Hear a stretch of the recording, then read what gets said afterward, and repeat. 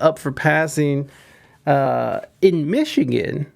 That is okay. Gene, thank you so much for hanging out, my friend. I appreciate you. You get some rest and get some pussy. Pow! Right in the kisser.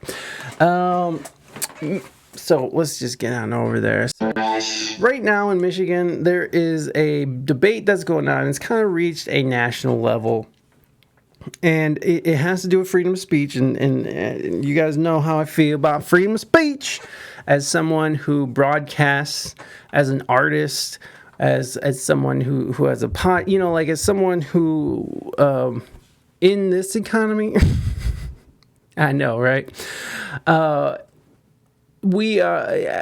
have a lot of, I have very strong feelings about freedom of speech just because of what I do and what the implications are without freedom of speech is horrible, because without the ability to speak out against things that are wrong or speak out against the government, we are under tyrannical rule. Now, some would say that America has already sort of become tyrannical. Some would say that kind of fascist here, because what we have is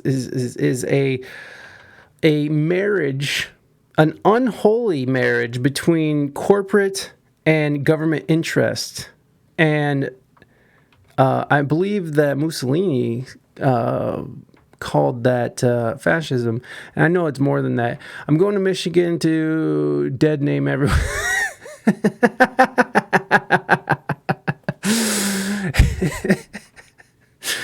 Oh, shit. Naders. Well, then you're going to get a fucking felony. So just to be clear, this has passed the House in Michigan. This still has to go through the Senate, but they do expect the Senate.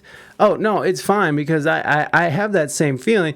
Not that I want to go dead name anybody, because I am completely and totally against hate.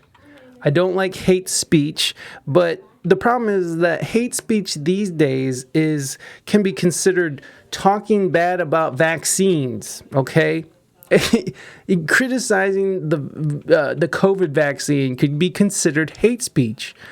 Look at what Canada did to those truckers, man. They shut down their bank accounts. Not only did they shut down their bank accounts, they restricted access from it. Even some Americans got their bank accounts because we were sending Brought to you by Pfizer. Yeah. Fuck you. Pay me. Thank you, Pfizer. Thank you. Thank you, Pfizer, for bringing us our vaccines, our politicians, our news broadcasters, and so much more. So the Michigan residents could be charged with a felony, face up to 5 years in prison, and get $10,000 fine for using the wrong pronouns under unconstitutional new bill. I agree that it's unconstitutional, and pronoun thing is kind of a lie. Now, it's to be interpreted, right? It's to interpret it.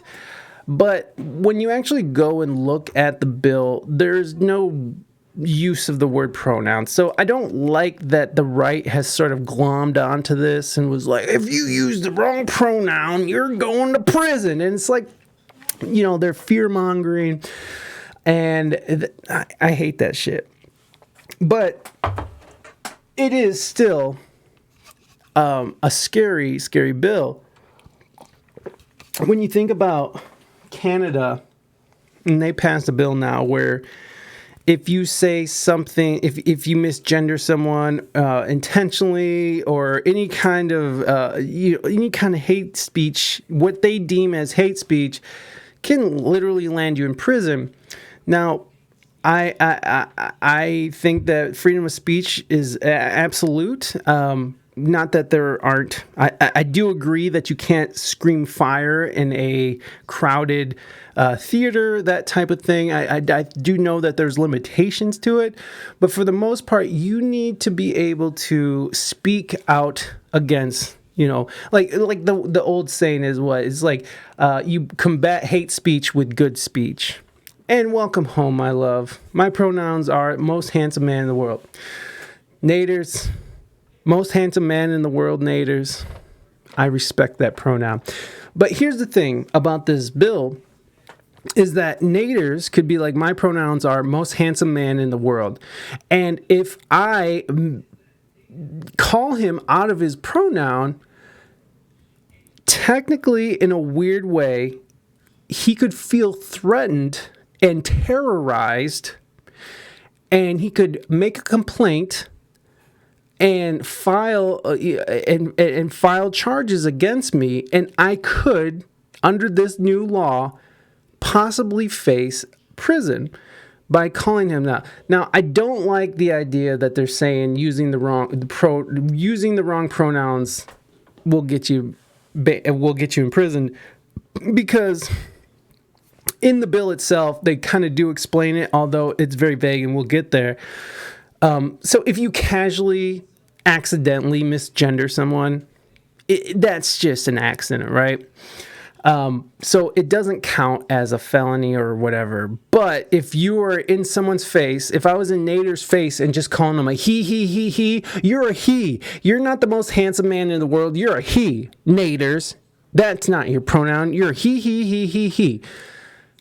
That could technically be intimidation.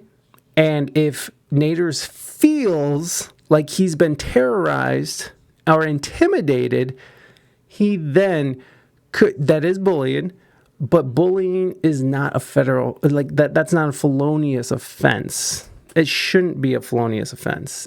And again, I'm an absolutist with this thing.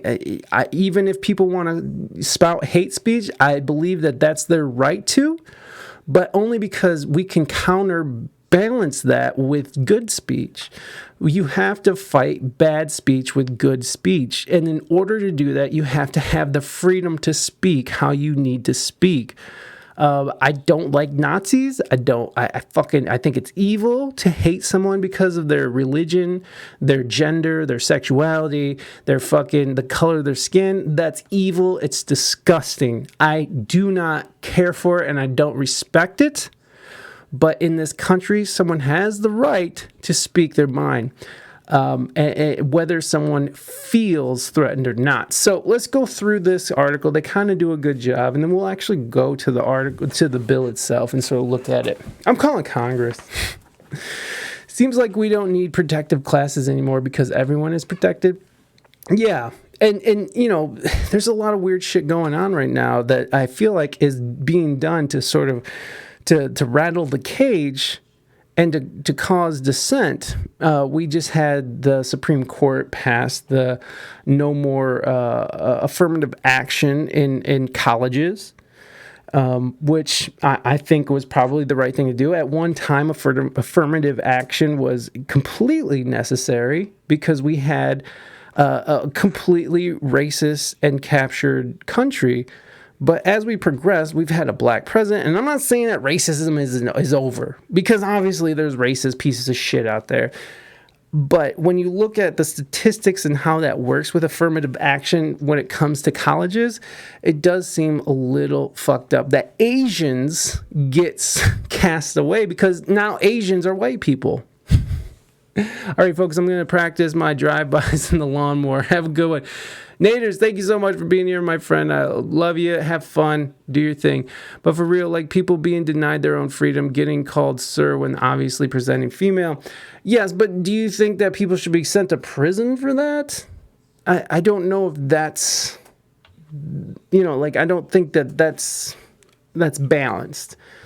And again, Morby, if someone's presenting as female, or if someone tells me, here's the thing, in my emails when I send to guests, it says clearly in the email, because I don't want to be that middle-aged guy who's fucking, who's doesn't know what's going on and shit. Like in my emails I send to my guests, behind the scenes, I ask, like, what is your preferred pronoun? Because I do respect people's pronouns. I do respect how people feel and want. I don't want to hurt people's feelings. I don't want to. I think, it's terrible when people are purposely doing that to other people. So,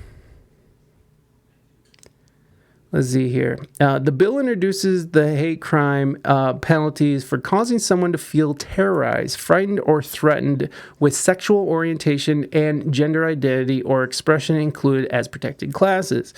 Offenders could face up to 5 years in prison for such a felony offense. Now, think about a felony. If you think about it, as soon as you become a felon, you can no longer vote. You can no longer own a firearm.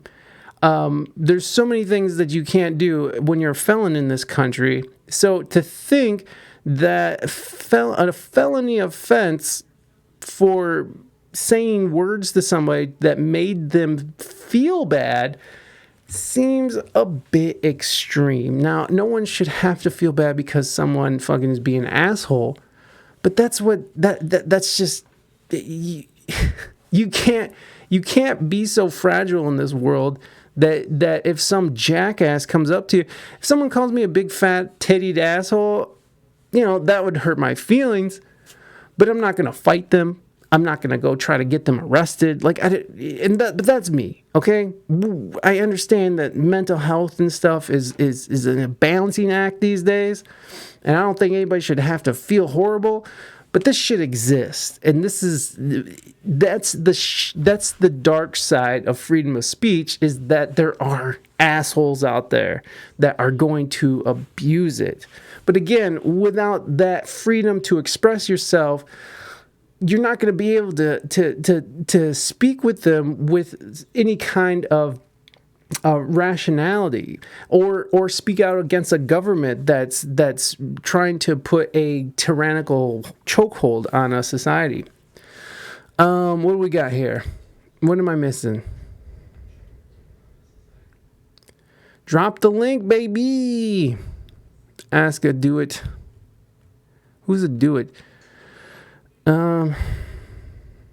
I don't think permit works on this, Raina. I can't get it to work. I think that's already worth a sue at the police in Germany.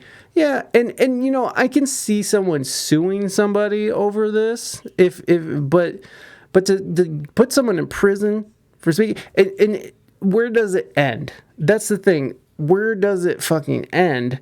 And how someone feels, it varies. So, if I'm a lesbian black woman, I feel like a lesbian black woman now, and someone doesn't address me as a female black, a black lesbian woman, am I I feel bad about myself, so now this person should go to prison? It just doesn't make sense. So this isn't too far off. Also saying anti-Semitic things is punishable over here. I maybe have a slightly different perspective. Yeah, and I understand in Germany. I understand how things can go in Germany, but this ain't Germany. And I get what you're saying. We do things a little different here in America, Morby. Pepe, if you want to drop that in my whispers, we can check it out. Okay, so it is part of a continuous effort by Democrats in the state to advance pro-LGBTQ plus agenda in their first months of power. The proposed legislation aims to replace the existing Ethnic Intimidation Act and extends protection against intimidation. Now, how do we define intimidation? How do we define how someone feels? That's the part that gets me. How do you define how someone feels? Because people change how they feel. There's people who are a woman in the morning, a fairy in the afternoon, and a black lesbian at night.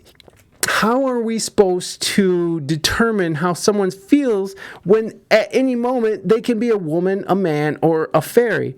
And I'm not here trying to make fun of anybody. If you want to do those things, this is fucking America, baby. Be you. Be fucking you. I am completely on board with people who want to be fairy or who want to be dressing up in diapers and shit. Like, I don't give a fuck. Do your thing. It's literally none of my business until it starts becoming my business. And that's when things get a little fucked up.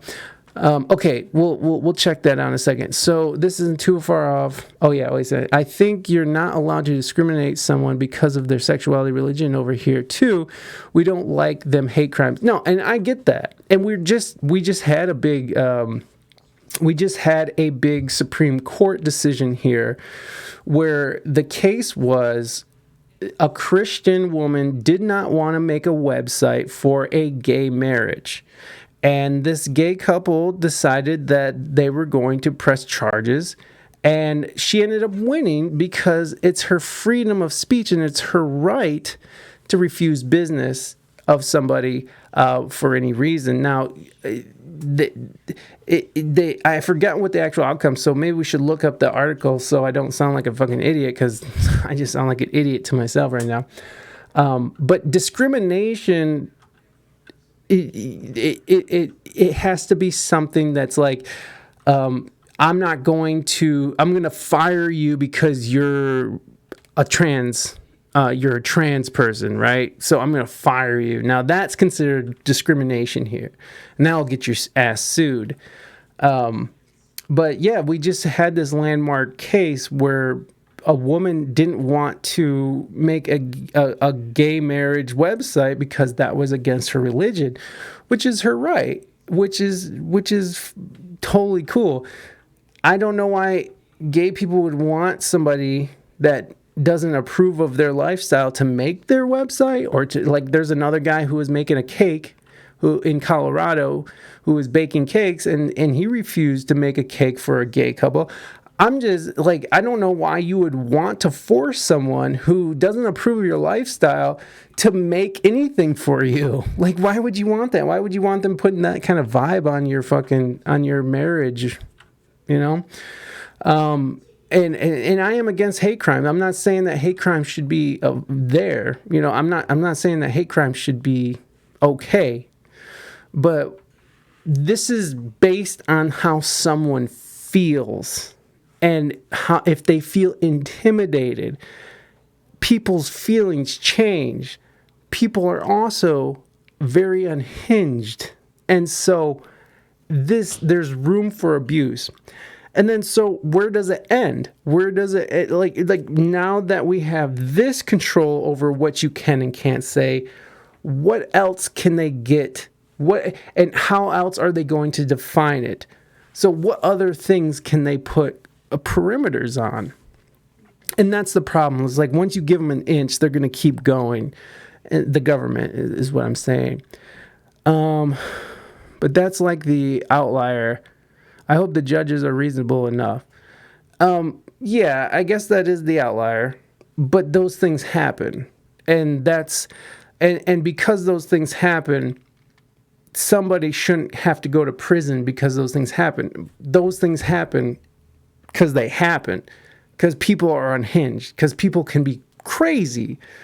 And people can be vengeful, or they could, or spiteful, or vindictive, and they would just like, fuck you. I'll just tell them that you misgendered me, and over again. And then the police are at your door, and now there's an investigation. Now, it can get abused. There's room for abuse by government and by people because they're going to keep pushing this shit. Let's read some of this stuff. And gender identity, not so different from sexuality. It's just who you are. Yeah, and I also get the idea of gender identity and sexuality. I get the idea that, your sex is what you're born with, and your gender is what you feel, and that's fine. But people's feelings change. They change all the time. Critics argue that the bill poses a threat to the First Amendment rights and lacks clarity in defining harassment. Right, define harassment, leaving it open to subjective interpretation. And that's the problem. It's subjective interpretation, however that person was interpreting it. So even if you do accidentally misgender it, that person could interpret it as harassment and feel terrorized because you didn't know, called them, a man instead of a fairy princess, right? So That's the part that's fucked up. It's blurred. It's a blurry thing. The bill reads as follows: intimidate means a willful course of conduct involving repeated or continuing harassment of another individual that would cause a reasonable individual to feel terrorized, frightened, or threatened, and that actually causes the victim to feel terrorized, frightened, or threatened. So they do sort of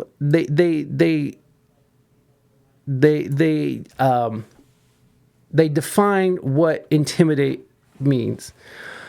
So again, this isn't just being like, this, they did put in there within reason, right? A reasonable individual who's not crazy, right? Or who's not on drugs. But how do you measure that? I mean, not the drugs part, but the crazy part. And it's repeated or continuing harassment, which, okay.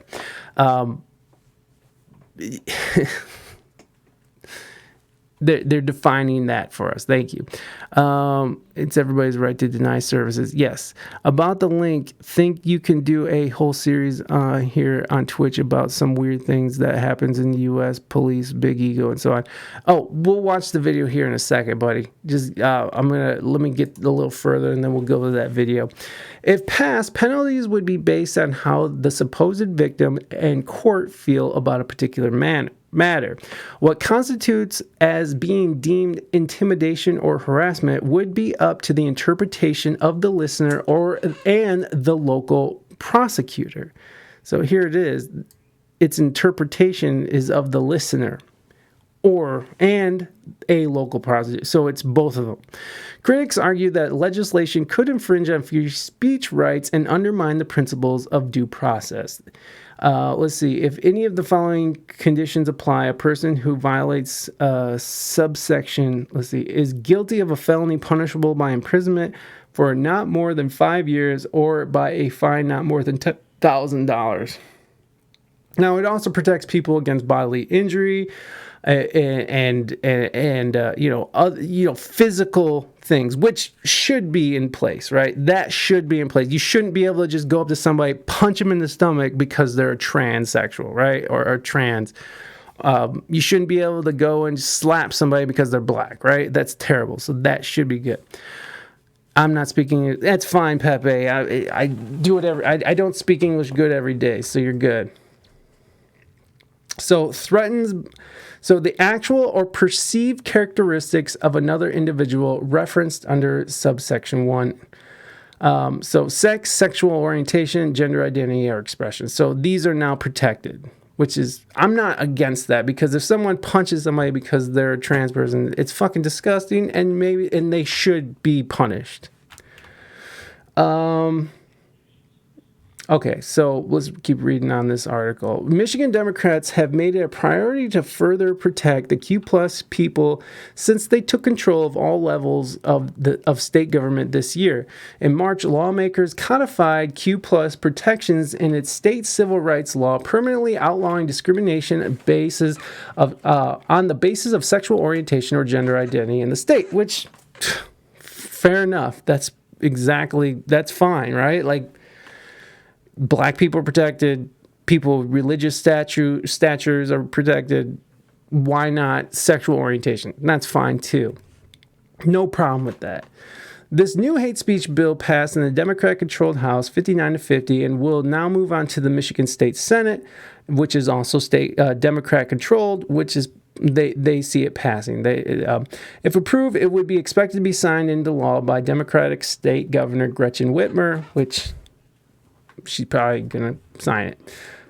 Let me drink some water, man. My stomach's starting to hurt now. This sucks.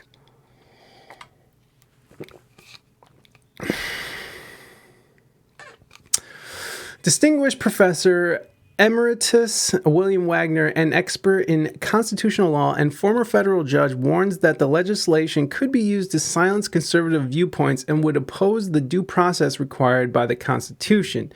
Make no mistake about it, those advocating for this legislation will wield these policies as a weapon capable of destroying conservative expression or viewpoints grounded in the sacred.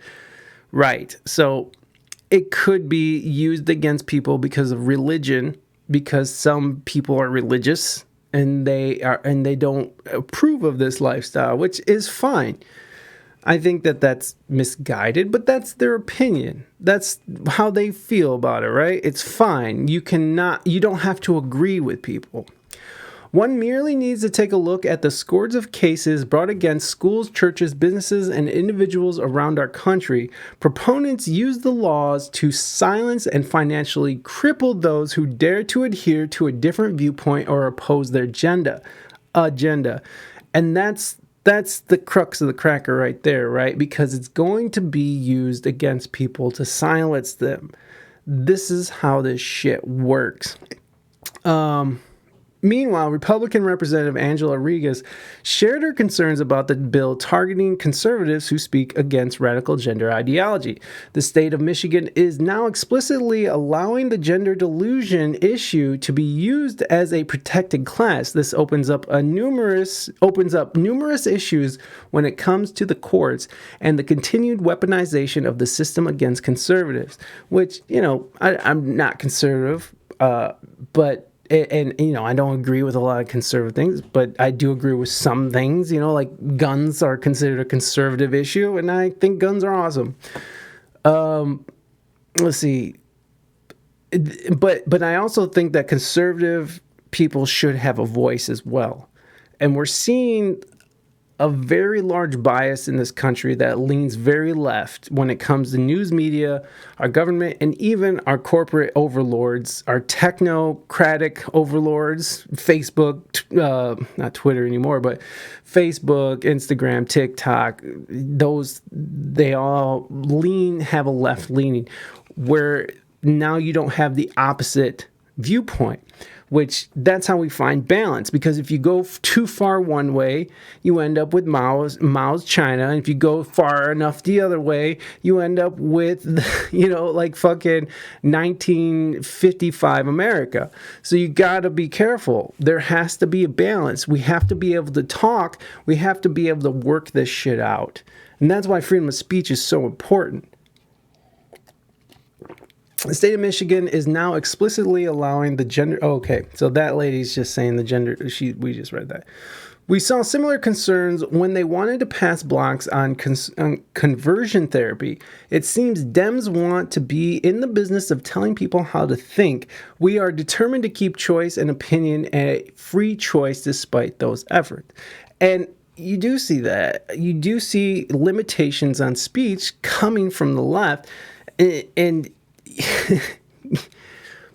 corporate controlled left, because that's who has power right now, right? Like, it's a mostly democratic government we have, and it's very left thinking.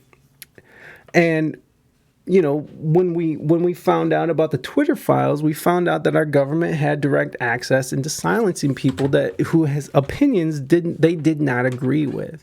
So we're seeing that the people in control with the power right now are actively trying to silence people who oppose their agendas, whether it's COVID vaccines or the Hunter Biden laptop, any of that kind of stuff. Like, we're seeing a huge cover up. And even now, with all this shit that's going on with the president taking bribes from Ukraine, taking money from China, like his son and him doing like mass corruption, it's not getting any coverage by these mainstream media institutions. The legacy media has completely ignored these things.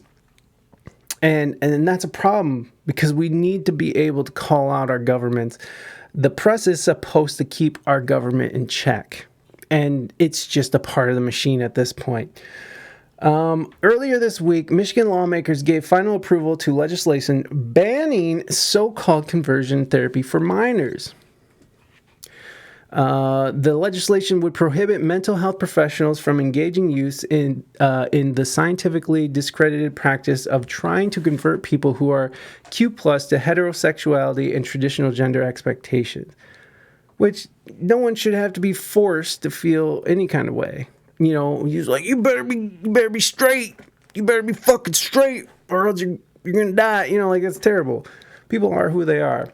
It now awaits final approval by Governor Whitmer, who has previously called the therapy a dangerous practice, which that's always been weird. People would send their kids to conversion therapy to not be gay. Don't be gay! Don't be gay! It's like, stop being gay!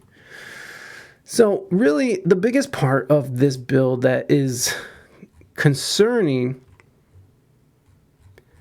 where was it, is the whole idea of feel, right? So this is where they define all this, the intimidate. So intimidate means a willful course of conduct involving repeated or continuing harassment of another individual that would cause a reasonable individual to feel terrorized, frightened, or threatened, and that actually causes the victim to feel terrorized, frightened, or threatened. And so there's a lot of room for abuse, because feelings change, and some people feel one way and some people feel another, and feelings aren't facts. And feelings shouldn't determine whether or not someone goes to prison. Feelings shouldn't be why someone has to pay $10,000 because they felt bad. Now, do I think people should go around making people feel bad? Fuck no. Fuck those people who are actively out there fucking being rude to people and just trying to hurt people's feelings. It's mean. It's mean. I know I shit on people all the time, but I'm doing it in jest, and I'm not doing it to hurt people. And I don't think I say things that are hurtful to people. I try not to. I mean, I'll shit on some celebrities, but that's funny. So this video right here was a debate, if you want to call it a debate. It's three people against this one lady, and they kind of talk about the bill. And this is actually the congressperson, the guy with the glasses on the right with the blue jacket on. He's the one who introduced the bill. So before we go in there, let's check out what Pepe sent over, and then we'll watch this video. Boom. Audit the audit. Welcome to Audit the Audit, where we sort out the who and what and the right and wrong of police interactions. Join us as we explore the I've laws, seen this. regulations, and violations showcased in First Amendment audits, police interactions, and legislation. This channel aims to educate citizens and law enforcement officers alike and promote constitutional awareness by taking a deep dive into the legal nuance at play during police encounters. Here at ATA, we strive to bring clarity to complicated situations. I like these videos because they do show like what's right and wrong about police interaction. It's pretty good. Give them the credit that they deserve. You keep it pushing, you're wasting your time. You ID on you? Yeah, I'm out there. Where you working? We're with the city of North. You said we're in the city of North. Yeah, what you mean what it mean? I'm under official duties working. You stopping me, you don't have reasonable suspicion of a crime. Make sure you put your body cameras on. Alright, making sure. Yeah, you don't have no reasonable suspicion of a crime to stop me. And I just told you I was working. And my ID in the truck. You can't stop me just for having this stuff on, man. Seriously. Absolutely not. So yeah, fucking cops, man. They will push the limit when they can. That's the problem with the low standards that we have to be a cop. This country has the lowest standards to be a cop. Like, what was it? It takes more hours to be a barber than to be a cop in this country. Cops should have better training. They should get paid more. They shouldn't have to be, some of these places are so underfunded. But then there's those other cities that is basically militarized police force. There's a lot wrong with our system, especially in policing. But thanks for sending that over, Pepe. Thank you so much. let's check out this this back and forth. Anything they don't like, created a narrative around this that just isn't true. The leaning right and far right intimidation bill. The Michigan Hate Crime Act is a technical name, but it is an ethnic intimidation bill. Rebecca Kiesling, there's not even a mention of the word pronoun in the entire bill. We've read it a million times. It's not slipped in there, it's not hidden in there. Yet it seems a little bit odd that many people who are leaning right and far right, who claim fake news and anything they don't like, created a narrative around this that just isn't true. This is Detroit, a Fox 2. Moving Dutchman. Oh, don't you blah, blah, blah me, Moving Dutchman. We're talking about things, all right? Welcome in, Moving Dutchman. Good to see you, my friend. Thank you for being here. We're just talking about this new bill that is based on feeling and not on like actual tangible substance. Like, you know that if someone comes up and calls somebody a racial slur and then shoots them in the face, he was racist and he murdered them racially. But to be like, hey, this person called me a dirty Mexican, I don't like that. He called it to me several times and I feel threatened. I need him to go to prison for fucking 5 years. Now to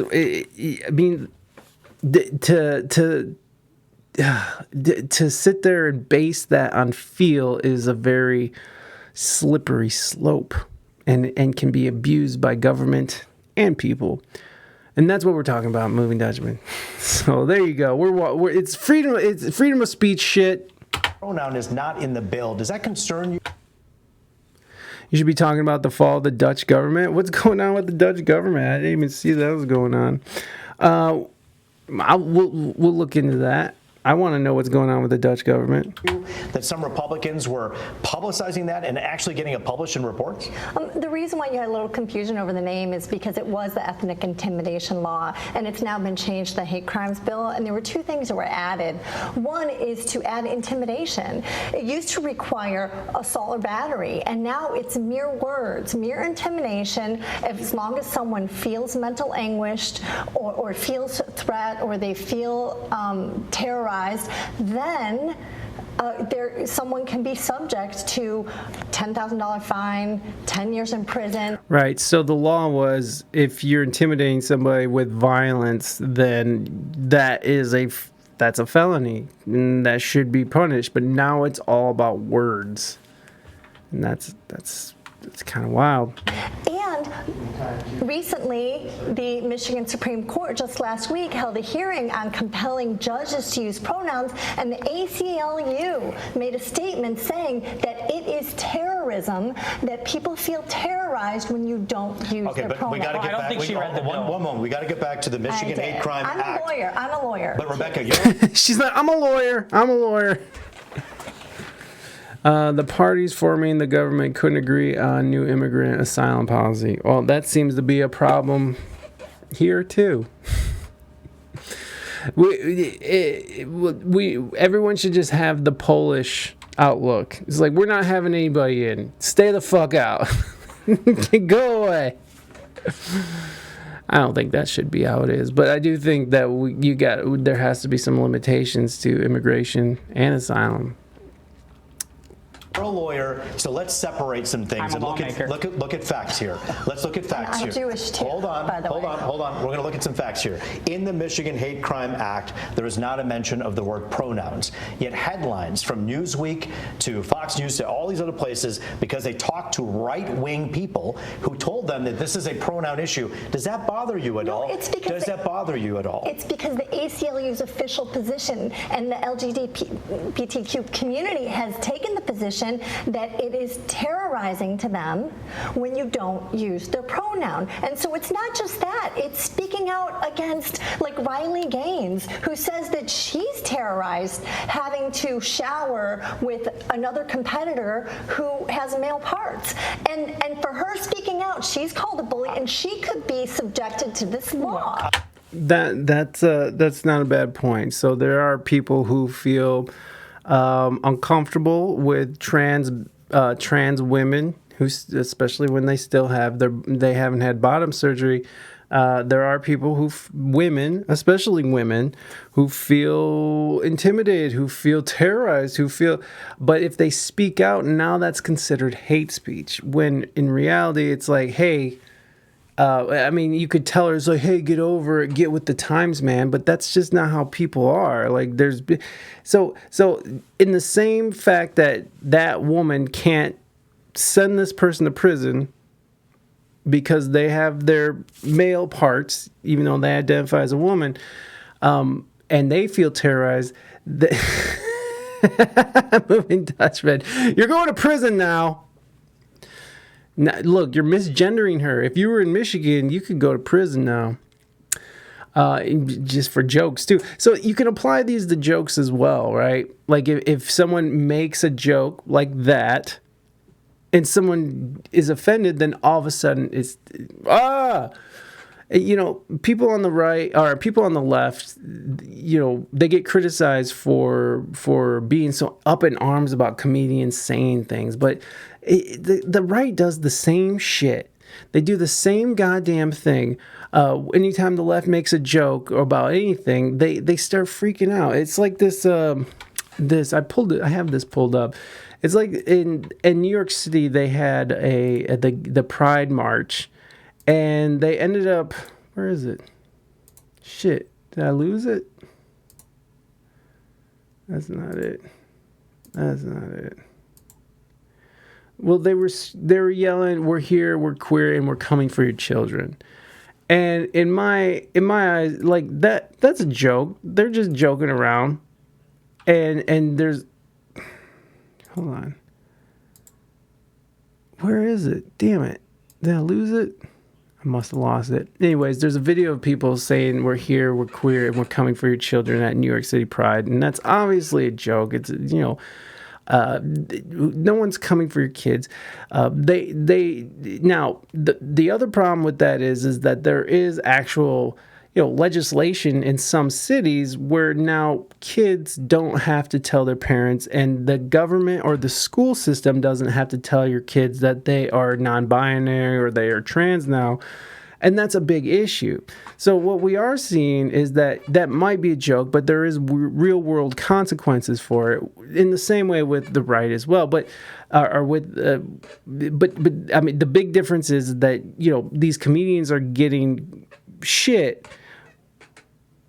but yet you have these people yelling in the streets, and they're getting shit as well, even though that they're jokes, right? Like, that's why it's such an important thing for us to be able to say what we want, because we should be able to make jokes. We should be able to, you know, make fun of certain things, and those people in New York City should be able to make a joke about coming for your kids.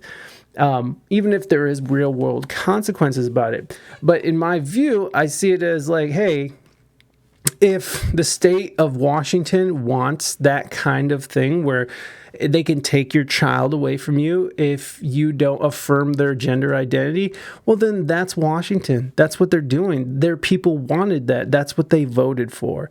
So that's how it works. That's why it's a democracy. That's why it's a republic, because we are able to vote for what we want to see. And if those people in that state want that, then that's their shit. That's their business. It's not my business. It's not my, you know, it's not my job to police parents who don't want to affirm their kid's gender. And have the surgeries and have the hormone therapy and stuff. And now, in my opinion, I don't like that. So we homeschool our child. I don't want the state. Now, this is the state who's interfering with people's families, which is a thing that happens when a government wants loyalty to the government from their citizens instead of to their family. That's why Marxists, they want to split up the family unit, is because they don't want citizens being loyal to their family. They want them being loyal to their government. And so you can sort of see how people are tearing into the sort of this whole idea of tearing families apart, turning their kids against their parents. it makes sense for a government to want that, because then they have complete loyalty from that child. And, things can get hairy from there. I'm straight, but I'm more afraid to go to the U.S. than Mexico. Pepe, that's ridiculous. Do you think that we just walk down the street murdering each other ad nauseum? Like, I want the world simple. Women look like women. Men look like men. You're a bigot, Moving Dutchman. Now you're a bigot. If you're in Michigan, you would go to prison. Well, as soon as they pass the law, you go to prison. I've been in the U.S. Well, I'm sure when you were here, you didn't see a bunch of mass shootings and people getting robbed. The United States is a wild place. I'll give you that. But to say, let me tell you, Mexico is way fucking worse. It's way worse. Why do you think so many Mexicans want to be in America, Pepe? You should ask yourself that. Roger Waters. Pepe, why do you think so many people are like gambling everything to be in this country? You got to think about that. Saw aliens rob 11. Saw aliens rob. Okay. I saw aliens rob 7-Elevens. Okay. Sweet. Pepe. I saw him. It was E.T. So let's look at this lady who Moving Dutchman thinks it looks like a man because he's a bigot. Pog. I want to get Charlie into the mix, but Noah, these words, semantics matter, and there's a lot of nuance. In the bill that I read, feeling terrorized, feeling frightened, feeling threatened, those words to many people who are on the right are saying this is very subjective. If I say I feel threatened, but you didn't do anything to truly threaten me, could I then go try to get you in trouble with the law? Well, that's why the legal standard is something called a true threat, right? And the fact is that this language that's in the bill defining what intimidation is, very, very narrowly defined, comes straight out from the stalking statute, MCL 750.411. That is the stalking statute. At no point in the 35 years that the Ethnic Intimidation Act has been charged by Republican and Democratic prosecutors, or the stalking statute has been charged by Republican and Democratic prosecutors, has anyone ever raised a question about this? And the fact is that, look, unless you are going to shoot up a synagogue or a black church or assault people at a gay bar, you don't have to worry about being charged under the Michigan Hate Crime Act. But Charlie Lincoln. But that's what they say until they want to expand on it and then interpret it however they want. And that's why it's when you leave these bills open for interpretation based on feelings, then now we have a problem, because you're opening the door to abuse. And once they start taking away rights, they do not give them back. Our Patriot Act is a great example.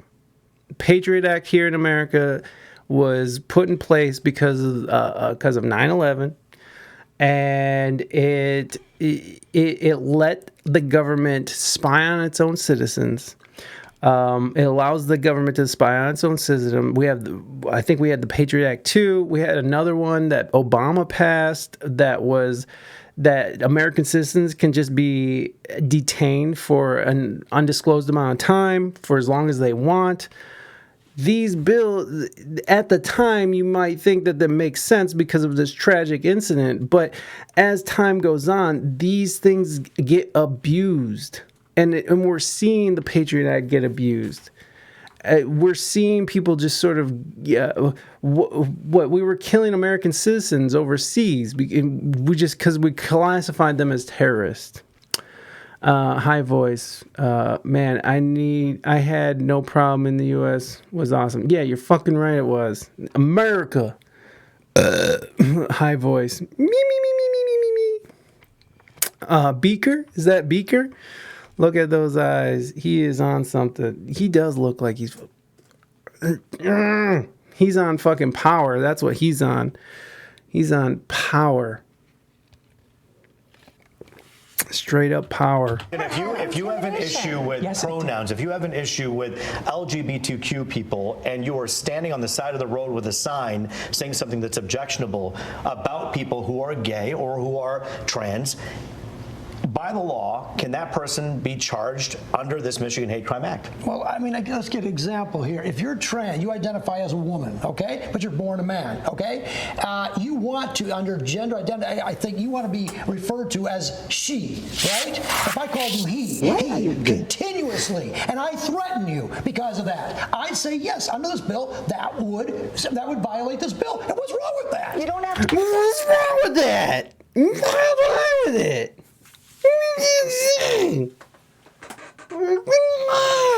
Words over words, right? No threat, no violence was done, but words. And then now, I mean, you could apply that to people. Okay, so if a group of people want to protest an abortion clinic, or no, let's say some Christians want to. Some Christians want to protest a school for their gender-affirming care policies. Those signs could be interpreted as hate, and people could say those signs intimidate and terrorize me. And those people who are exercising their right to protest now are subjected to felony offenses. So now you can interpret these bills since there is vagueness when it comes to feel. When you say the word feel, there is a vagueness to it that can be interpreted in many different ways. You can apply that to other issues, and you could shut people down and send them to prison because they're not following the agenda. Why are you gay? Even saying that, why are you gay, could make someone feel terrorized. You know? Me. All right. And what's wrong? And this guy is the fucking Chode McGrow over here. Look at this fucking douchebag. What's wrong with that? What's wrong with just shutting down protests? If you've gotten a gun, yes, you do. Yes, it does. Hold on. Wow. Rebecca, I got to ask you. You said you're a lawyer. Noah, the state lawmaker, is saying that the language does not say that. You're saying it does, but you have, and you read the bill. It does not require physical She got the sentencing wrong, so I don't really think she did read the bill. It requires a mere intimidation. Of course I read it. I'm a lawyer. Of course I read it. I testify before legislatures regularly. And words matter.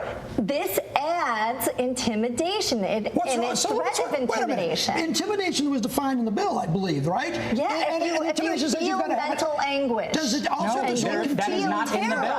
That is not in the bill. Feel terrorized. Which is the same as stalking. That is how Michigan. This is tried and true. The problem is ACLU said. But stalking is way different. Stalking is way different than fucking calling somebody a word. Why can't they talk calmly? because this is fucking, because no one wants solutions here. They just want people to be riled up so they click on it and get fucking and get the view and keep people engaged. That's why. Why does it have to be such an explosive conversation? Because people feel crazy about shit, you know? It gets people all worked up. This is how they keep us divided. Because they want us to be yelling at each other. They don't want us to get along. They don't want us talking to each other, because then we'll be able to collectively make a decision. And they don't like that because the government wants people to, they want to divide and conquer. Divide and conquer is the oldest trick in the book. And that's exactly what's going on here. They don't want black people fucking get along with white folks. They don't want white folks, you know, like they say they do. They say they want diversity, but in reality, they want this narrative that, you know, all white men hate the gays, they hate the blacks, they hate the Mexicans, and it's just not true. they're creating a narrative that riles people up so they don't talk to each other, so they don't collectivize. That's not a word. They don't come together to disagree with the government, because the government is in the background doing all the shit that they want, taking away money or taking away rights bit by bit. And we're sitting here squabbling with our neighbor about fucking pronouns. That's what I'm saying. Like, we should embrace each other with love, but understand that we don't have to agree. It's like, we don't have to tolerate each other. We can embrace each other with love and have understanding and try to talk these things through, not just tolerate it. Don't battle the real evil. Yeah, it makes sense. So, yeah. We need fucking drums here. We need to pump it. We need more drums. My phone has stroked right now. That's okay. Do your thing. Billina. Iris. This is a riot. Yeah. Keep the riots going. Says that trans people feel terrorized when you don't use their pronouns. Would you believe that the ACLU has been neutral on my legislation? They did not support this legislation. Rebecca, they do not support or in the oppose legislation, it says the word terrorized, frightened, or threatened. They don't say pronoun. Do you think that people who are in that community, in the LGBTQ plus community, or any community for that matter, because this covers everybody, that if someone is feeling threatened, terrorized, or frightened, that they should have some recourse by way of the law? There Do you think there should laws. be? We have normal laws that protect anybody. How about my people group? You know, I'm called demon seed, evil seed, horrible reminder that if you killed your She's called a man by Moving Dutchman. birth mother at all, you would have killed yourself a long time ago. I'm told all sorts of horrible things. And you know what? My Jewish family was killed in the Holocaust, and the first thing they did was take away free speech rights. And this would have a chilling effect on free speech. No, is this an amendment issue here? Do you see how people who have free speech advocates are saying, hold on here, we got to be careful? Even those who are Democrats are saying, I worry about what could happen in Michigan if this is interpreted the wrong way. Well, first of all, this bill passed with bipartisan support, and I'm very proud that it did in the House, and I'm sure it will. That's right. Hey. You're walking a thin line there, sir. In the Senate as well. But the fact is that, you know, just as my bill protects Jews, it also protects Christians. As it protects black people, and it white protects white people. As it protects gay people, it protects straight people. As it protects women, it protects men. It protects whoever the narrative is going to be protected. Like, when he says it protects white people and it protects women, I don't know if he's actually... I'm guessing that it's going to be misused in an arena of things that I don't see some white guy being like, he called me a cracker 7 times, send him to prison. And I'm not saying because white people don't get offended, but I don't see it going in that direction. I could be wrong. I'm interested because now he said this is a bipartisan thing, but you got to understand, Michigan has the Democrats are in charge in the Congress. They control the Congress and they control the Senate. And the governor is a Democrat. So when he's saying it's bipartisan, what he really means is that they just railroad it. And then you have some Republicans who might have been like, it makes sense. But it was mostly Democrats who came up with this. And because it is a Democrat-controlled state. And he is Jewish. No one in this state should ever... You know what I found out too? I found out that the head of our CIA, the Levine, General Levine, the trans general, is who's high up in state.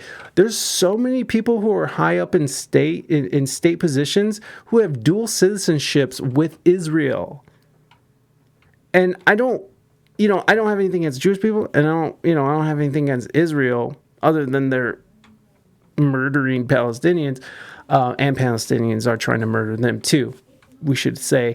But I don't have anything against them. I don't have any sweat in that battle. I love Jewish people. I love everybody. But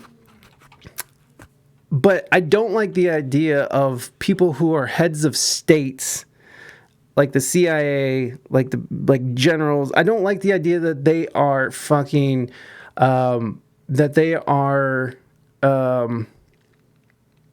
have a dual citizenship. I don't think they should have a dual citizenship anywhere. because where their allegiances lie. Don't cross the lines. Moving Dutchman. Okay, let me just say something in regards to Roger Waters and what he's talking about. My brother-in-law actually went to Israel and saw it for himself.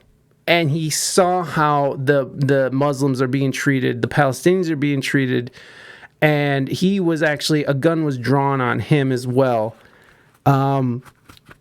So I believe what Roger Waters is saying now that I've heard straight from a source who was there that I trust, that these things are happening. Now, are Muslims or the Palestinians trying to murder Jewish people? Yes, but also Israel is trying to expand. They're sneakily expanding their borders and encompassing people and killing Palestinians and basically are imprisoning them. But it's both sides are trying to murder each other. And so all I'm going to say is that because Roger Waters, because I didn't know what was going on over there, but I talked to my brother-in-law for like 3-4 hours about this shit, man. And he was saying some really crazy shit over there. Really fucking crazy good. Well, USA Mexican mix is always good. Yeah, whatever. Just let's have some borders going on. Like let's have people come in on the right. That's fine. You can cancel Roger Waters. I have never understood black and white things or religion things. For me, it's so foreign, even if I read papers and see, but I can't understand it. I get that too, Pepe. I think it's ridiculous. I think, why can't we just fuck it? Like, you believe in your fucking fairy tale god. I believe in my fairy tale god. Who gives a fuck? Like, honestly, how does that affect me? If you believe in your fairy tale Jesus, and I believe in my fairy tale fucking whoever, like, who gives a fuck? It's all made up anyway, so fuck it. Who gives a shit? I don't get it either. I don't get it. It's really stupid. This is to hate somebody because they're Jewish, or to hate somebody because they're Muslim. It's like, it's the dumbest shit in the world. It really is. I'm with you, Pepe. But you also live in a monoculture, Pepe. You live in a culture where you're surrounded mostly by people who look like you, I'm sure. So it's probably harder for you to understand the idea of like having all these different ideas meld into one huge 300, almost 400 billion or 400 million people country. It's all kinds of people. I agree, but I'm guessing that it's mostly Caucasian. I'm just gonna go out there on a limb, and here too, but we have a lot of different other cultures sort of coming in here. I get it. Anyways, let's get back to this. Never be threatened or harmed because of who they are or the community they belong to. Who decides what threatened really feels like? Who decides what prosecutor. Frightened? A prosecutor. So now this is a jury. And in the UK and Canada, they're using statutes just like this to arrest pastors who are reading, certain passages from the Bible, and it was promised that it would not extend. You think that police are going to go to a church and going to charge a pastor for It's intimidation? happening in Canada. Yes, and what she's saying is true. In Canada, they are using bills like this to silence people who are religious and people who don't fit a certain agenda. The answer is the judge. I grew up with all kinds of, had friends from all over the world. I'm sure you did, Pepe. I'm not trying to say that you're some like fucking country bumpkin who grew up in the middle of nowhere, Sweden, that doesn't know what's going on. All I'm saying is that Sweden is mostly a monoculture, and it's much smaller and easier to manage than a 400 million person country with everybody here, and everybody wants the religious rights, and everybody, it's Morby. Thank you so much. I appreciate you. You have a wonderful evening. I'll be here just stammering over this stuff. It's a bigger fucking shit show over here. That's all. Yeah, sweet dreams, Morby. Much love. And I don't want anybody here to interpret me covering this and sort of being on the side of, free speech as me thinking that it's okay for people to call people horrible names or misgender people on purpose or hate speech or anything like that. I'm totally against that. But this is where it starts. It starts, and she even referenced it, like back in Germany. One of the first things they did was start taking away people's right to speak freely when the funny mustache man was in control. Some of the first things they were doing was taking away people's right to speak. So this is how people. Yes, mainstream taco. Cancel the mainstream. Yeah, don't get riled up and instrumental. It's all good. We're good here. We're good. I'm just out here talking shit, barely knowing what I'm talking about. And in the UK, But in the U.S., I think we're missing the point here, which is that hate crimes are different from all other crimes because they are terroristic in nature. There's never just one victim of a hate crime. An entire community is victimized too. Hate crimes tell all people who share a victim's community, people like you aren't welcome, people like you won't be safe, and people like you don't belong. The fact that this state, in the state of Michigan, that hate crimes against gay people, against disabled people, against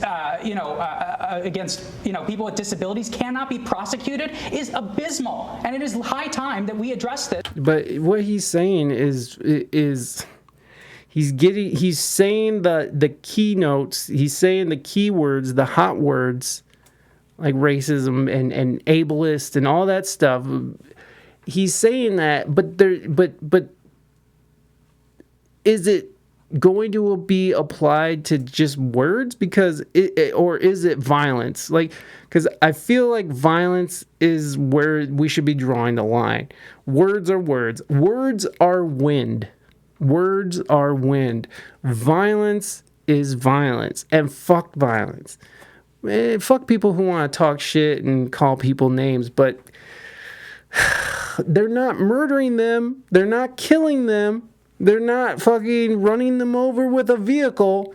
They're not running into their home or running into a Catholic school fucking and shooting people. It's words. And words are wind. And make sure that our Charlie, do you think that under current ethnic intimidation laws that are in the books in the state of Michigan, that people who are threatened because of those reasons, do you think they're protected? No, not if you're gay, not if you're gender identity issues. There's a 4 or 5. We only protect age, race, and today, right now. Race. And again, he's bringing up a point where these bills do need to be updated, which there's no problem with that. Words can be violence. That's ridiculous. I know that's a thing, but words can be violence is like the dumbest shit that I've ever known. It's like, no, violence is violence. Words aren't violence. Silence is violence. Shut up. Get the fuck out of here. Silence is violence. Like that. I'm sorry. That's just. Those are talking points to get people to fall in line because people don't want to speak and say things that make people's feelings hurt. It's like, no, fucking. Words are words. Violence is violence. Silence is silence. Like oh my god, I can't say it. Man, that fucking man gonna have a heart attack. Getting hate rated was pretty traumatic. Those were just words. Yes, those are traumatic, but was it someone coming into your house and shooting you because you were black? It was terrible. And it's awful. I agree. But those hate raids were terrible and made me feel terrible. Mental abuse. Well, mental abuse is not violence, and it's classified as a different type of abuse. I don't think you can go to jail for mentally abusing your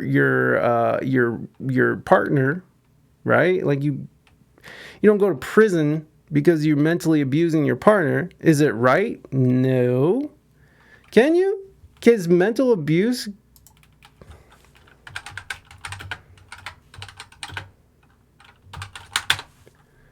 Yes, you can sue. Okay, you could sue people, but does that mean they go to prison? Yeah, I mean, you could definitely sue people. I'm not a lawyer, but I can provide you with some general information. Let's see what ChatGPT says. A mental abuse lawsuit typically falls under the broader category of personal injury law. Oh, personal injury. Injury is related to violence. Shut up. Mental abuse, also known as emotional abuse or psychological abuse, refers to a pattern of behavior. Yeah, we know that. Pursue mental abuse lawsuit. Consultation with a lawyer. It's essential to consult with an attorney who specializes in personal injury law. That's weird that it's personal injury. Particularly cases involving mental abuse. They can assess the specifics of your situation and provide guidance. Gathering evidence, filing a complaint. Your attorney will draft a complaint. Investigation and discovery. Once the lawsuit is filed, both parties will engage in a process known as discovery, settlement, or trial. And you can definitely sue people for, for racist comments, but I don't think jail or arrest is in view. Here in Sweden, you can go to jail for mental abuse. Remember the general overview, damages and compensation. If your lawsuit is successful, you may be awarded damages for the emotional distress and other losses resulted in mental abuse, the specific compensation. See, now this is suing. That's different from going to jail. But if you don't pay your debt in a lawsuit, you can go to jail. So I suppose, yeah, you can. And it's hard to prove mental abuse, especially if it's a partner who only mentally abuses their partner by themselves, right? If there's never any witnesses. So I don't think you can go to prison here for mentally abusing somebody. We're talking about making someone a felon and charging them $10,000 and serving prison time for mental abuse. The argument for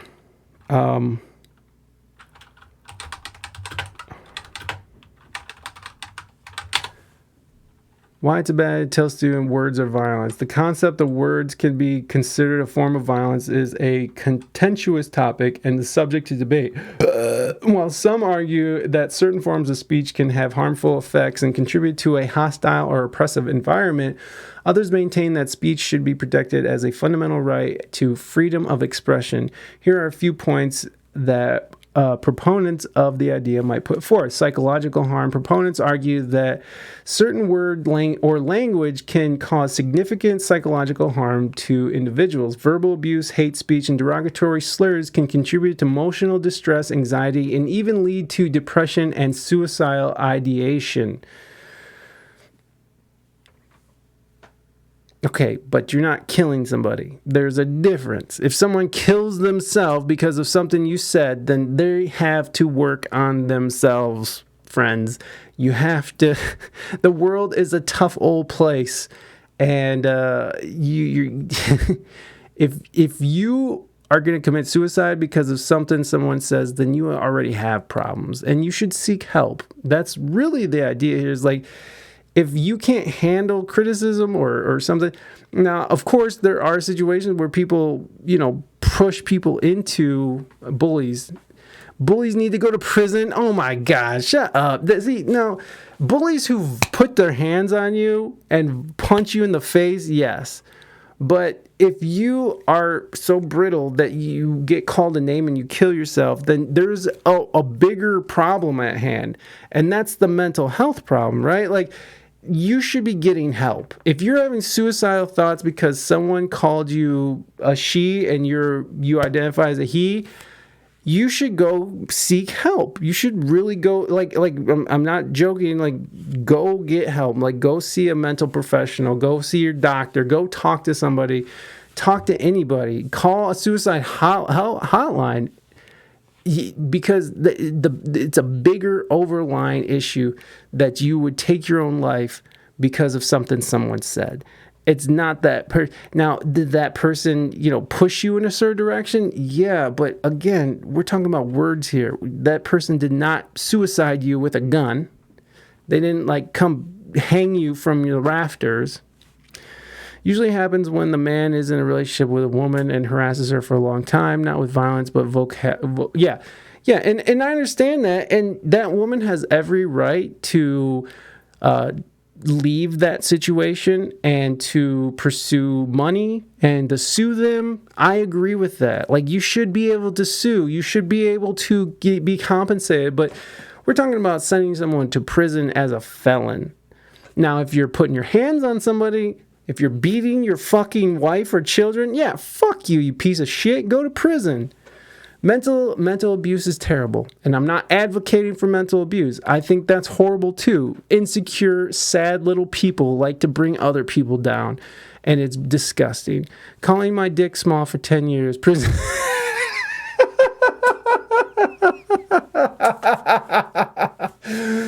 Prison. But see, that's a good example of Moving Dutchman and how these laws can be abused. That's a great example because someone's like, well, you call my dick small, so fucking go to prison. That seems like abuse of the system, but that's what can happen. You can always sue you if you live in the United States. Yeah. Power dynamics. Okay, here's more if the argument for words are violence. Power dynamics. Supporters argue that words can perpetuate and reinforce existing power structures or inequalities. They assert that certain speech acts can be used to oppress marginalized groups, maintain systems of discrimination, and deny equal opportunities. By using language to demean or belittle others, individuals with privilege can reinforce their dominance over those with less power. But see, that's why freedom of speech is so important, so you can speak to those with the power. By taking away words, you're actually taking away someone's ability to speak out against that.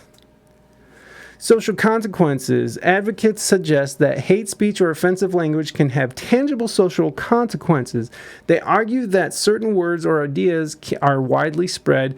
They incite violence, discrimination, and exclusionary behaviors. They claim that by treating harmful words as a form of violence, society can deter the use of such language and create a safer and more inclusive environment. Okay, so the idea that someone reads something on the internet and then goes and shoots up a synagogue, right? Like someone's on fucking 4chan or 8chan or whatever, and they're in the fucking threads that are anti-Semitic, and someone in there is like, hey, you should definitely go shoot up a fucking synagogue. I don't know about that. That could be something more. But if they're just reading things off the internet and it makes them want to go shoot up a fucking synagogue, again, we have a bigger problem at hand. We have someone who is clearly unhinged and someone who is fucking, who needs, what's fucked up about these mass shootings, that a lot of them is there were signs and signals and police were called, or maybe the FBI was called, and they never sort of followed up or never got this person that help that they needed, or maybe, or more. And that's what's fucked up, is that a lot of times you see that these people were already raising red flags online, saying shit on Facebook or whatever, and nothing ever was done. And there's a failure in the system.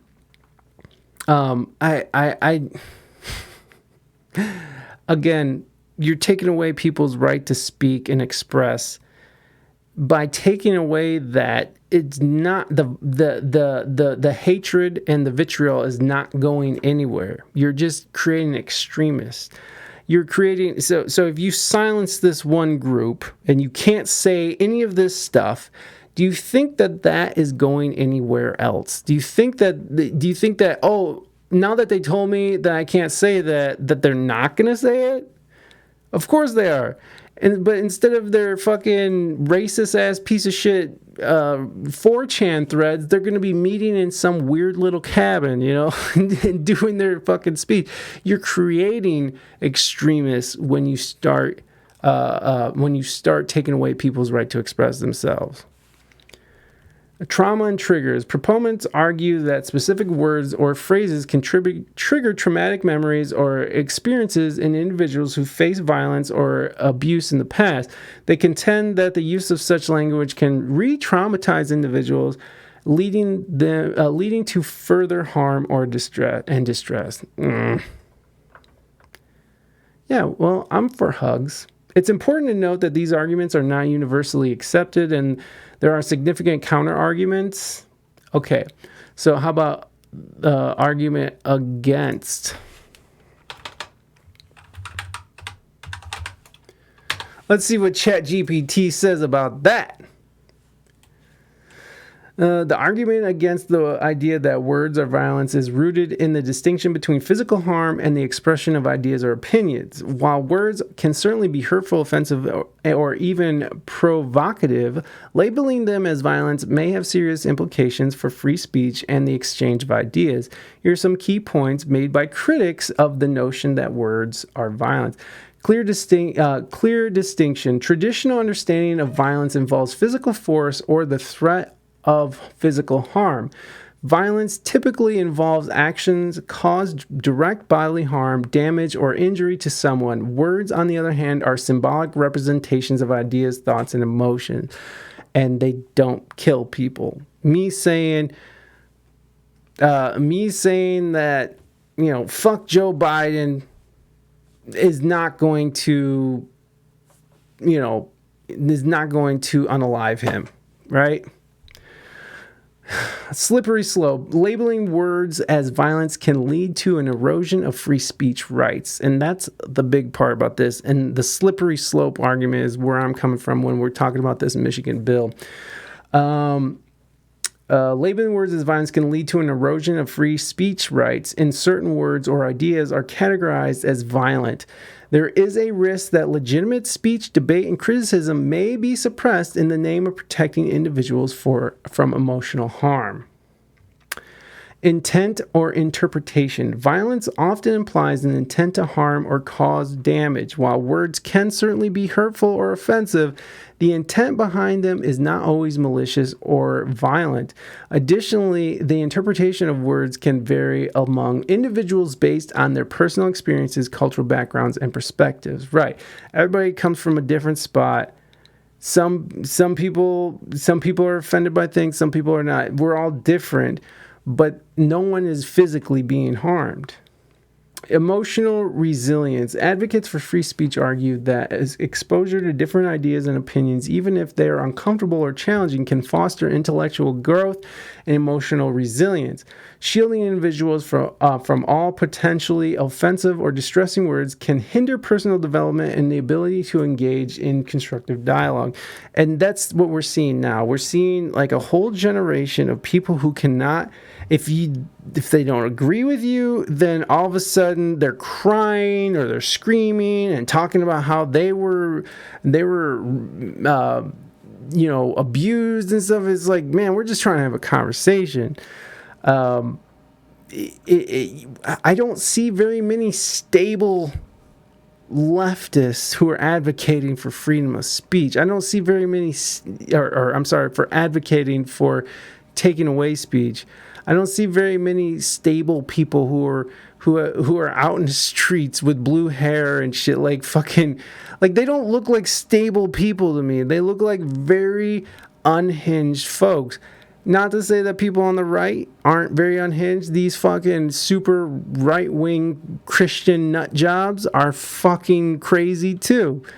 So, I mean, that's the thing, is we have to be able to at least have a conversation without someone crying and someone fucking, you re-traumatized me. It's like, bro, we have to talk about these things. We have to get through these subjects, or else we're never going to be able to be a cohesive country or cohesive world. Yes, like Aussies use the word cunt for everything from sweet to bad. Yeah, exactly. I love that word too. It's such a good word. Addressing root causes. Critics argue that focusing on the language used, rather than addressing the underlying issues that give rise to harmful speech, is a superficial approach. Tackling the root cause of discrimination, prejudice, and social inequality is seen as a more effective way to combat harmful actions and promote a more inclusive society. Right. You fight bad speech with good speech. You present a winning argument. You present a good argument.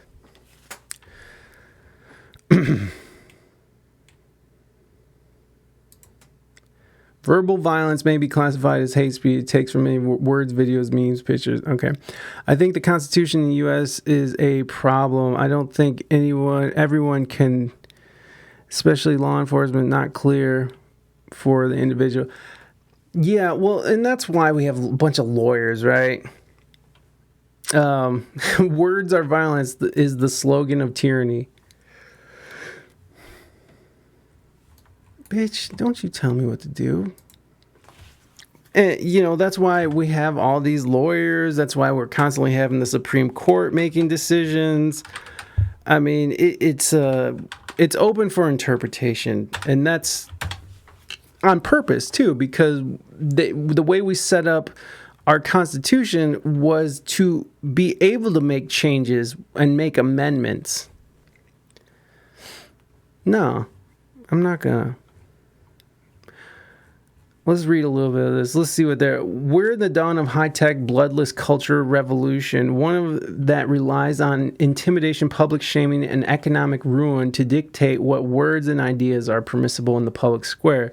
Words of violence is an illiberal notion meant to stifle speech. Popularized by a generation of coddled college kids, it now guides the editorial pages of major newspapers, which, yeah, we have a whole generation of people, which millennials include, in which I fall in there. I'm an elder millennial, I guess. Everybody gets a trophy, right? Like even the losing team in soccer or in sports, everybody gets a trophy. Everybody's a winner. No one learns like what loss is. No one's told they're wrong. No one's told that they're fucking that they need to stop being a fucking little bitch about everything, right? Like no one's disciplining their children. They're just raising these people and then sending them off to college where they have their safe spaces and they have their fucking they're shielded from the world. And then once you get out into the real world, people don't understand that the real world is the real world. Like fucking, this is a fantasy. Here's the thing. Americans have had it so good and never had to face any kind of famine. They've never had to face an unstable government. We've never had to face like a power grid that comes on and off. We have fucking, for the most part, we have shelter for most, and we have fucking, like there's a certain amount of opulence here. We've never had to go without. And I know there's people in this country that go without all the time and that grow up in shitty circumstances.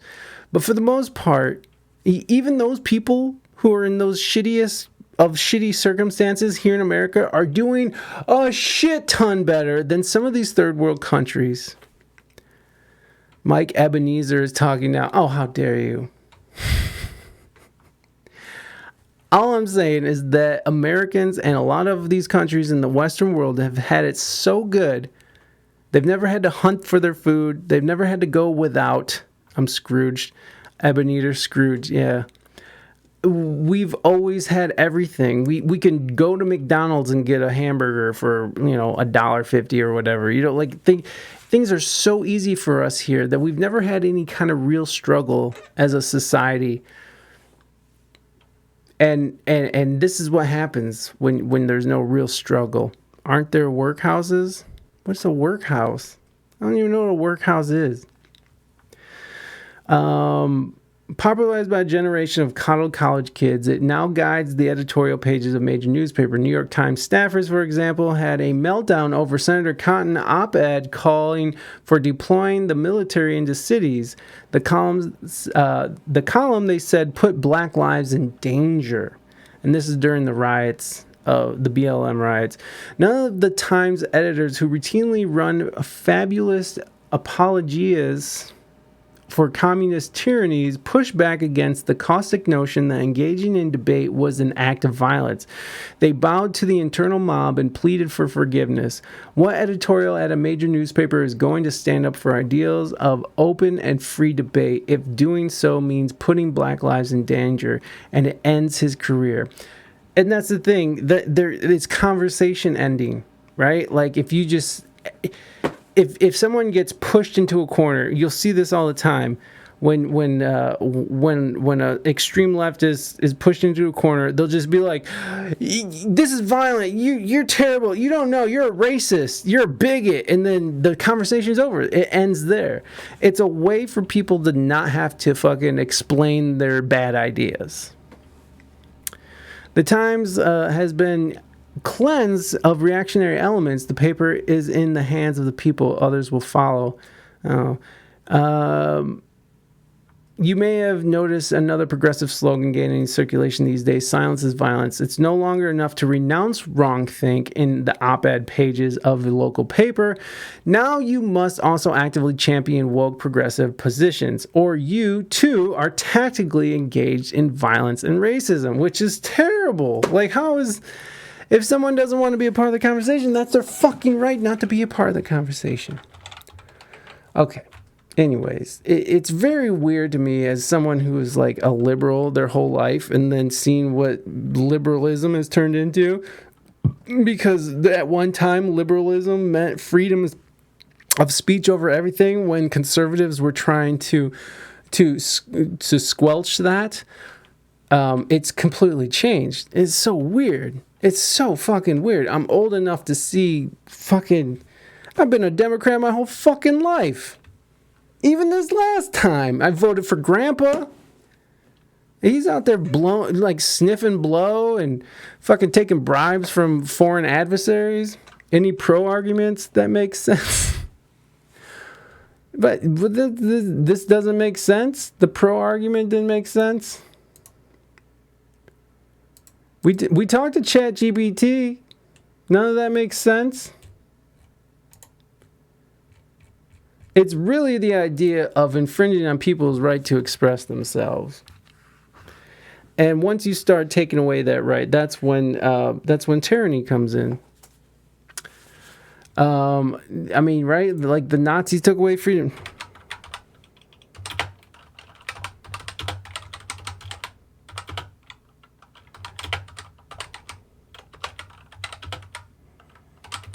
Did they? Yeah, they started censoring people immediately. The Nazis indeed curtailed freedom of speech during their reign in Germany from 1933 to 1945. Hitler and the Nazi Party implemented various measures to suppress dissenting voices, control information flow, and promote the propaganda.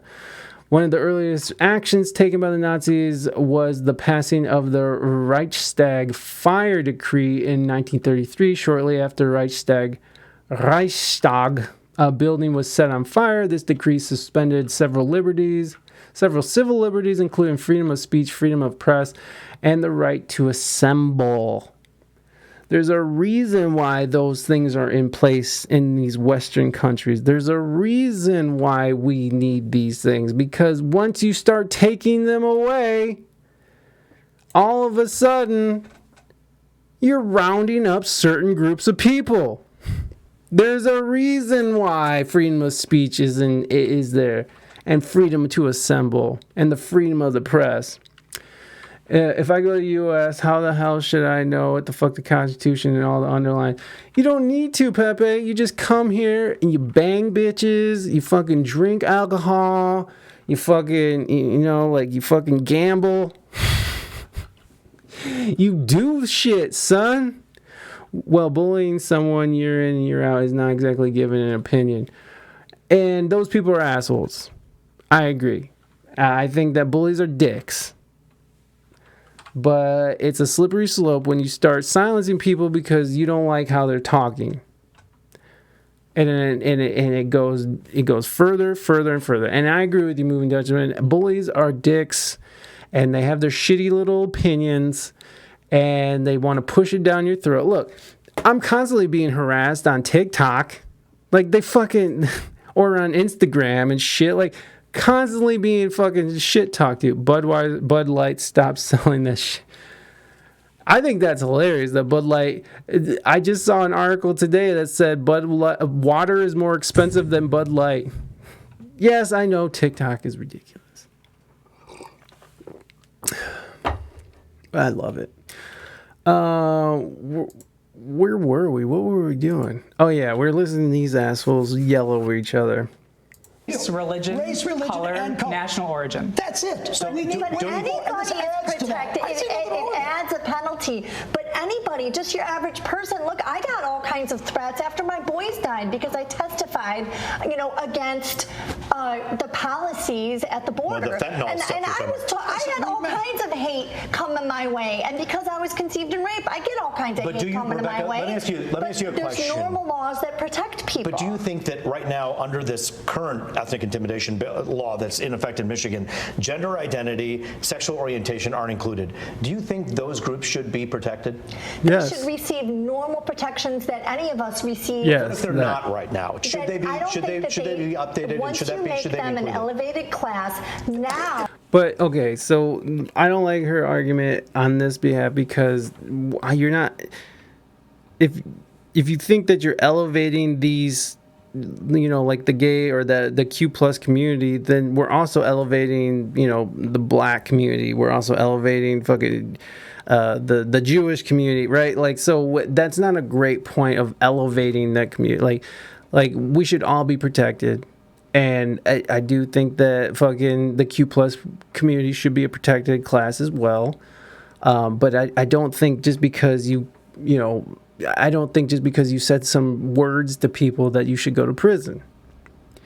But if you do go up to somebody and you fucking beat the shit out of them and call them, terrible names, slurs because of their sexuality or sexual orientation, then yeah, you should fucking go to prison. Fuck you. Fuck you. You're a piece of shit. Man, every fucking restaurant I was in California served Bud Light. Oh, well, I mean, Bud Light's a pretty popular drink, man. Well, it was. And California, that's a good place to visit. That has good Mexican food, too, Pepe. If you're in Southern California, get Mexican food. Where were you in Cali? In Los Angeles? Because they got Mexican food, but it's not as good as San Diego's Mexican food. Okay, let's listen to this lady talk. But what about an equal? What about equal with those who are Indian or Jewish? Right, he's making my point. White people.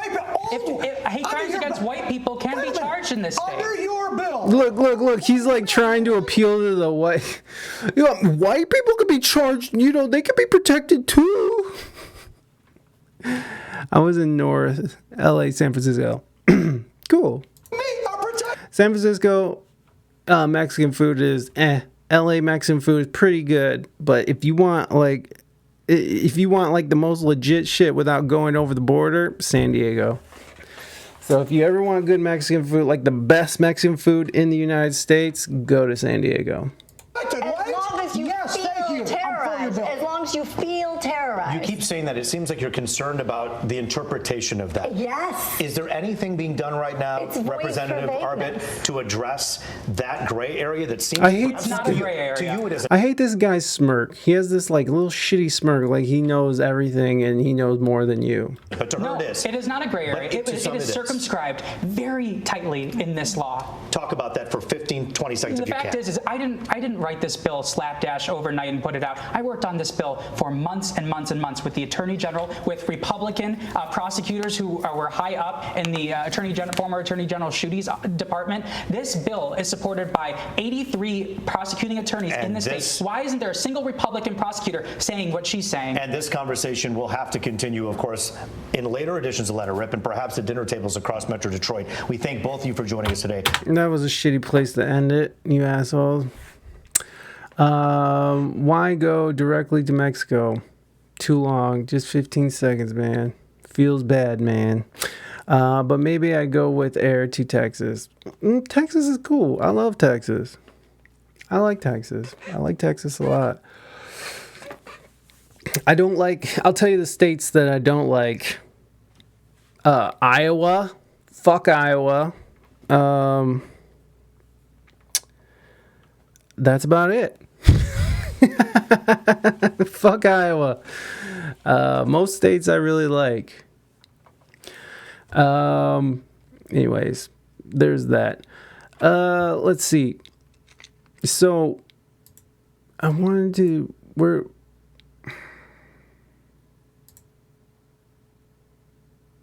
I think we hit the end there. So there's that. I know that took up the whole fucking stream. What is the most boring state? Iowa. Iowa is the most boring state. Iowa can eat piles of dogs' dicks. You must bad impressions from Iowa. Yeah, like the only time I've never got good vibe. Like I would say South Dakota. I mean, I like South Dakota, but the cities there are kind of bleh.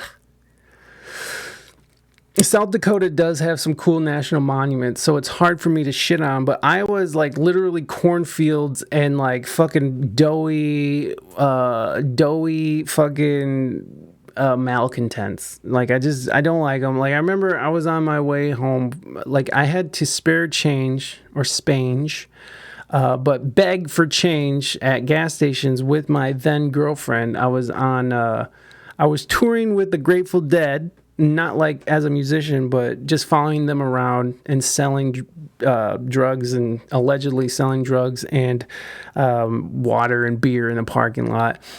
And we ran out of money in Seattle. So we had to get from Seattle all the way across this big old country to Ohio. And we ran out of money halfway through fucking Washington. Like when we left Seattle, we had like $0. So we literally begged for money, spare change. What do you call it? I forgot what you call it. Loitering, I guess. We would go to gas stations and we would ask people for money for gas so we could get home. And this is why and this is the big reason why I'll give people change, like homeless people change, is because when I was needed to get home, people were gracious and beautiful and kind, and they gave us money to get home. Like we made it all the way across the country on the goodwill of other human beings, and that's why I have such a strong, feeling towards helping people and like. I like working with homeless people, and I mean, there's other reasons, but like that's a big reason why I give change to people or want to help people is because when I needed help the most, people were there. So we should be helping people, embrace with love, but we can disagree. I just feel like tolerating is just such a harsh word. Tolerance. It's like you're just, like you're just. It's like tolerating a shoulder pain or a neck pain, right? It's like I'm tolerating this pain in my fucking neck, That's what it sounds like to me.